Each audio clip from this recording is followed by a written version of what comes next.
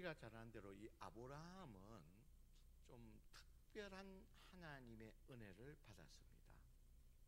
그래서 하나님은 아브라함을 지목해서 오늘 본문에 읽지는 않았지만 2절 3절에 보면 내가 너로 2절 12장 2절입니다. 내가 너로 큰 민족을 이루고 내게 복을 주어 내 이름을 창대케 하리니 너는 복이 될지니라. 그러니까 일방적으로 하나님이 아브라함을 지목해가지고 네가 복이 될지라, 네가 복의 근원이 하나님의 복을 받는 사람이 될 것이라, 그렇게 지목해서 축복해 줍니다. 그리고 나서 3절에 보면 더 구체적으로 너를 축복하는 자에게는 내가 복을 내리고 너를 저주하는 자에게는 내가 저주를 내리라. 너에게 잘해주는 사람에게는 내가 그 사람에게까지 복을 주고, 너를 힘들게 하는 사람이 있다면 내가 그를 저주하리라. 그러면서 땅의 모든 족속이 너로 말미암아 복을 얻을 것이라. 너는 복의 사람이 될 것이고 또 너를 통해서 복의 통로가 될 것이라, 그렇게 말하고 있습니다. 너에게 잘해주는 자에게는 내가 잘해주고 또 너를 힘들게 하는 자에게는 그에게 내가 저주하는, 이런 축복의 통로로서 아브라함을 축복해 주고 있다는 겁니다. 자, 이렇게 하나님이 아브라함에 대해서 이렇게 복의 사람으로 또 축복의 통로로 이렇게 축복해 주셨는데, 그런데 이런 축복하신과 다르게 오늘 본문 17절에 보면 여호와께서, 여러분 17절 한번 보시기 바랍니다. 여호와께서 아브라함의 아내 사레의 일로 바로와 그 집에 뭐를 내렸다고요? 큰 재앙을 내렸다는 거예요. 여러분, 이 바로가 아브라함을 힘들게 한 것도 없었습니다. 그 바로는요, 그에게 우리 16절에 이에 바로가 그로 말미암아 아브라함의 후대했다는 거예요. 좋게 대해줘가지고 아브라함이 양과 소와 노비와 암수 나귀와 낙타를 주는 이런 후대함을 줬다는 거예요. 그로 말미암아 이 바로와 그 집도 복을 받아야 된다는 거예요. 그런데 이 하나님의 약속과 다르게 이 아브라함으로 말미암아 바로와 그 집에 뭐가 내렸다고요? 재앙이 내리는데 그것도 보통 재앙이 아니라 큰 재앙이 내리게 되었다는 겁니다.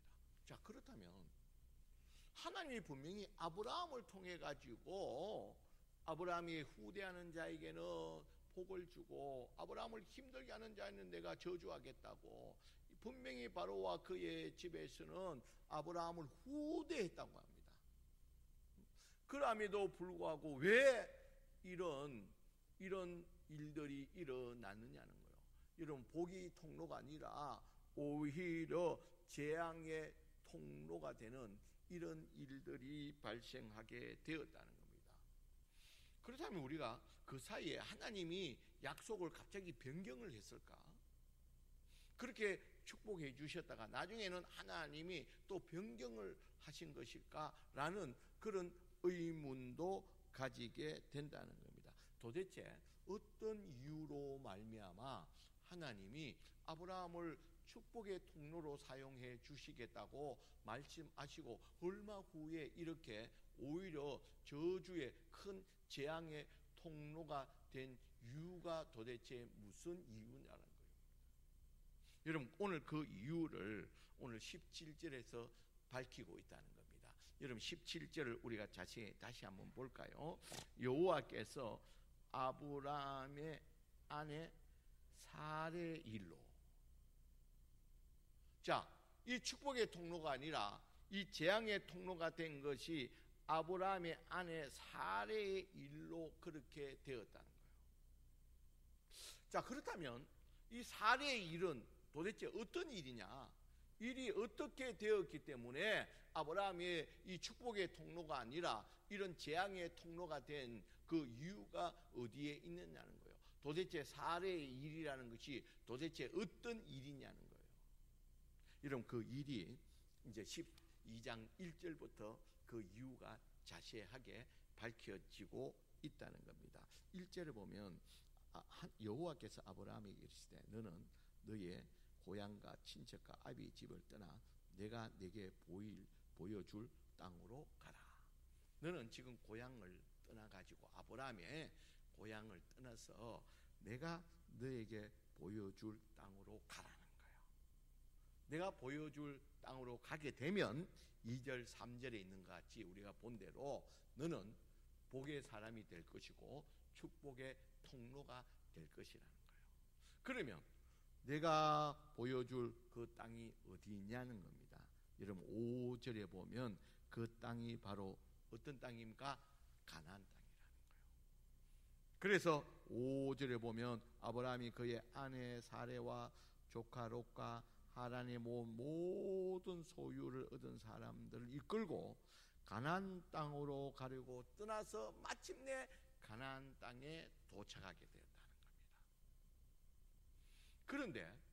그런데 이 가나안 땅에 도착했던 이 아브라함에게 이 축복의 사람 또 축복의 통로가 되겠다고 했는데 그런데 문제가 발생하게 됩니다. 그 문제가 무슨 문제입니까? 10절에 보면 그 땅에, 여러분 그 땅이라는 건 어디입니까? 가나안 땅을 말합니다.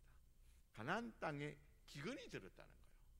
기근이 드니까 아브라함이 애굽에 거류하려고 그리로 내려갔으니 이는 그 땅의 기근이 심하였지라. 여러분 이 가나안 땅에서 하나님께서 축복해 주겠다고 했는데 그 땅에 뭐가 내렸다고요? 기근이 왔다는 거예요. 그러니까 아브라함은 이 기근을 피해서 어디로 내려갔다고요? 애굽으로 내려갔다는 겁니다. 그럼 우리가 상식적으로 보면 맞죠. 여러분 이 땅이 기근이 일어났으니까 당연히 떠나서 기근이 없는 좀 풍요로운 이 흉년이 없는 이 풍요로운 땅, 이 애굽으로 내려가는 것이 인간적으로 보면 당연하다고 그렇게 생각할 수가 있다는 겁니다. 그러나 여러분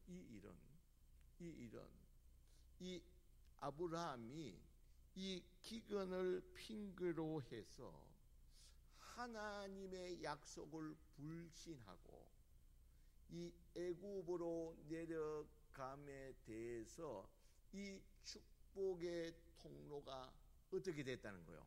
오히려 저주의, 그러니까 이 큰 재앙의 통로가 될 수밖에 없었다는 겁니다. 여러분 하나님의 이 축복의 통로는 어디에서 베풀어 주신다는 거예요? 가나안 땅에서 하나님 약속해 줬다는 겁니다. 그런데 이 아브라함이 이 기근을 핑계로 해서 이 피해서 애굽 땅으로 내려가 버리니까 이 아브라함의 이 이탈로 말미암아 다시 말해서 떠나서는 안 될 곳을 떠나버리는, 가서는 안 될 곳을 감으로 말미암아 이 아브라함의 이탈로 말미암아 이 축복의 통로가 재앙의 통로가 되었다는 겁니다. 여러분 그로 말미암아 이렇게 이 떠나서는 안 될 이 가나안 땅을 떠나서 애굽에 가니까 일어나는 이 현상들이 어떤 현상들이 일어나습니까? 첫째는 두려움입니다. 여러분 이렇게 이 아브라함 이탈로 애굽에 가버리니까 그곳에서 어떤 두려움이 생겼습니까? 당시에는 법이 아직 허술하기 때문에 이 예쁜 아내를 가진 사람들은 잘못하면 죽음을 당할 수가 있다는 거예요. 법이 허술해서 저 아내가 예쁘다 그러면 그 남자를 죽여버리고 그 아내를 취해버린다는 거예요. 그러니까 이런 두려움으로 말미암아 이 아내 사라를 어떻게 부르게 됐다고요? 여동생으로. 여러분 저도 이제 옛날 같아서 잘못 죽음을 당할 뻔했어요.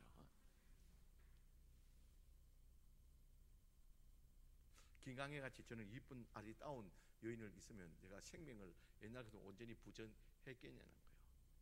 여러분 말도 걷지도 않은 소리를 하니까 여러분 반응도 크게 없네요. 유일하게 유기남 근사님만 막 좋았어 막. 예, 그 당시에는 그랬다는 거예요. 그러니까 이런 애굽에서 이런 두려움이 올라오는 거예요. 그러니까 너로 말미암아 내가 죽을 수가 있으니까 너를 뭐라 한다고요? 여동생으로 한다. 자, 두 가지. 첫째는 두려움이 찾아왔고 두 번째는 거짓말을 하게 된다는 거예요. 그로 말미암아 이 아리따움이 소문이 나니까 이 신하들이 바로 왕 앞에 이번에 가나안 땅에서 아브라함이라는 사람이 왔는데 그의 여동생이 너무 아리따웠다는 거예요. 그러니까 이 바로 왕은 뭐 그렇게 이 아브라함을 뭐 할 것 없이 그에게 많은 물질을 주고 이 너의 동생을 나의 아내로 삼기도 하고 그 아내를 궁으로 데려와 버리는 거예요. 그러니까 세 번째로 일어나는 게 뭡니까? 떠나야 될 곳을, 지켜야 될 곳을, 안 가야 될 곳을 가게 되니까 결국 일어나는 일이 가정이 파탄하는 그런 지경에까지 이르렀다는 거예요. 여러분 그와 같이 여러분 지켜야 될 곳을 지키지 못하고 가지 말아야 될 곳을 가게 되니까 결국 아브라함에게는 이 두려움이 생기고 거짓을 하게 되고 결국 가정까지 파탄에 이르게 되었다는 겁니다. 그리고 여러분 이 가나안 땅에 떠나서 애굽에 가니까 변화되는 격렬한 모습이 드러나게 되는데요. 여러분 우리 성경을 보면요 7절을 볼까요? 여러분 7절에 보면요 아브라함이 가나안 땅에 하나님 약속의 땅에 오니까 7절 후반절에 여호와께 그가 그곳에서 뭘 쌓았다고요? 제단을 쌓았다는 거예요. 여러분 제단을 쌓았다는 것은 예배를 드렸다는 겁니다. 여러분 이것은요 아브라함이 하나님을 철저하게 의지합니다. 하나님이 이 약속의 땅에서 하나님 축복의 근원이 된다고 했사오니 이곳에서 하나님이 나로 하여금 축복의 근원, 축복의 사람, 복의 통로가 되게 해달라는 하나님을 바라보면서 제단을 쌓았다는 겁니다. 그리고 나서 또 8절에도 거기서 베델 동쪽 산을 옮겨 장막을 옮길 때마다 그곳에서 8절 후반절에 보면 여호와께 제단을 쌓고 여호와의 이름을 부르더라. 여러분 이 가나안 땅에 왔을 때는 아브라함이 철저하게 하나님을 의지하고 또 하나님만 바라보면서 하나님을 예배했다는 겁니다. 그런데 이 애굽으로 내려오고부터는 어느 곳에서도 제단을 쌓았다는 말이 없다는 겁니다. 그런데 아브라함이 다시 애굽에서 가나안 땅으로 돌아왔을 때 13장 4절에 봐도 그가 처음으로 제단을 쌓은 곳이라 그가 거기서 여호와 이름을 불렀더라. 다시 가나안 땅으로 돌아왔을 때는 하나님을 의지했다는 겁니다. 자, 이 말은 무슨 말입니까? 아브라함이 애굽에 내려가니까 애굽에는 부족한 것이 없었다는 겁니다. 그래서 구태여 하나님을 의지하지 않아도 살 수 있다는 생각으로 말미암아 그 환경을 의지하고 하나님을 의지하지 않고 그냥 예배도 하지 않고서 그곳에 지나게 되었다는 겁니다. 자, 여러분 여기서 오늘 우리에게 주시는 말씀이 있습니다. 여러분 이 아브라함이 왜 복의 사람이 축복의 통로가 왜 재앙의 통로가 되었습니까? 그 이유는 아브라함이 그 자리를 이탈했기 때문에 오늘 제목에 있는 게 아브라함의 이탈이라는 겁니다. 가지 말아야 될 곳, 떠나지 말아야 될 곳을 떠났을 때에 아브라함이 복의 사람이 아니라 오히려 재앙의 사람이 되었다는 겁니다. 여러분 우리들은 아브라함의 후손입니다. 그렇기 때문에 하나님이 아브라함에게 주셨던 이 약속은 우리의 약속인 줄 믿습니다. 여러분. 우리는 믿음의 조상, 우리 믿음의 후손이고 하나님이 대표적으로 아브라함에게 우리 믿음의 사람들에게 주시는 이 축복을 약속해 주셨다는 거예요. 그 축복은 우리의 또 약속이고 축복이라는 겁니다. 여러분 우리들도 예수 그리스도를 믿음으로 말미암아 하나님의 백성, 하나님의 자녀가 됨으로 말미암아 우리에게도 동일한 아브라함의 이 축복이 있는 줄 믿습니다. 그런데 여러분 오늘 이 아브라함을 통해서 우리 하나님이 우리에게 주시는 말씀이 뭡니까? 첫째, 복의 사람도 기근을 만날 수가 있다는 거예요. 하나님의 사람도 기근을 만날 수가 있다는 거예요. 여러분 우리 하나님의 백성 우리들도 이 땅에 살아가면서 어려움을 만날 수가 있다는 겁니다. 여러분 최근에 우리 코로나로 인해서 많은 어려움을 겪게 됩니다. 정말 우리가 이 예배의 자리에 오는 것도 많은 어려움이 있습니다. 많은 것들을 감수하고 와야 된다는 겁니다. 그로 말미암아 우리들 가운데서 또 우리 한국교회 가운데 많은 성도들을 우리가 이 지켜야 될 이 자리 떠나지 말아야 될 이 예배의 자리를 지키지 못하고 떠난 경우가 많다는 겁니다. 여러분 이 코로나로 인해 가지고 우리가 지켜야 될 신앙과 이 믿음의 자리를 지키지 못할 경우가 많다는 겁니다. 물론 여러분 아브라함이 이 애굽으로 내려간 기근으로 인해서 누가 봐도 합당한 이유가 있다는 겁니다. 여러분 우리들도 동일합니다. 이 코로나 어려운 가운데서 우리가 신앙과 믿음을 지키기에 어려움이 있는 것은 사실입니다. 그럼에도 불구하고 여러분 꼭 기억해야 되는 것은 우리는 기근을 핑계로 말미암아 복의 자리에서 이탈해서는 안 된다는 것을 여러분 꼭 기억하시길 바랍니다. 여러분 오늘 아브라함의 이 사건을 통해서 우리에게 그걸 말하고 있다는 거예요. 여러분 기근을 핑계로 말미암아 이 복의 자리를 떠나지 말라는 겁니다. 떠나서는 안 된다는 겁니다. 여러분 그래서 우리들은 여러분 앞으로 지금까지 그래왔지만 여러분 어떠한 경우에서도 우리는 이 예배의 자리는 지켜야 되는 줄 믿습니다. 여러분 이 예배의 자리는 여러분 이것이 이 축복의 이 통로, 복의 근원이 되는 자리라는 겁니다. 여러분 우리가 어떠한 앞으로 어떠한 코로나가 온다 할지라도 우리는 이 예배의 자리는 꼭 지킬 수 있는 우리들이 되어야 될 줄 믿습니다. 여러분 이 자리를 절대 여러분 이탈해서는 안 된다는 겁니다. 그리고 여러분 어떠한 경우가 온다 할지라도 우리는 믿음과 신앙의 자리에서 벗어나서는 안 된다는 겁니다. 여러분 어떠한 환경이 오더라도 어떠한 기근 가운데서도 여러분 우리가 꼭 기억해야 되는 것은 이 믿음의 자리, 신앙의 자리, 이 예배의 자리를 지킴으로 말미암아 떠나지 않음으로 말미암아 이 자리에 벗어나지 않음으로 말미암아 하나님이 우리에게 주시고자 했던, 다시 말해서 여러분 우리 기근은 우리에게 잠시 다가오는 시험이라는 겁니다.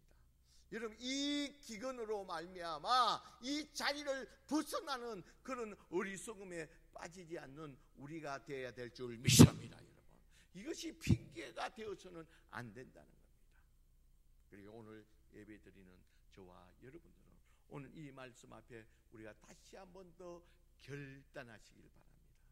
나는 어떠한 경우에서도 어떠한 기근 가운데서도 나는 믿음의 자리, 신앙의 자리, 예배의 자리에서 이탈하지 않을 것을 다시 한 번 더 결단하는 저와 여러분들이 되시길 주의 이름으로 간절히 축원드립니다.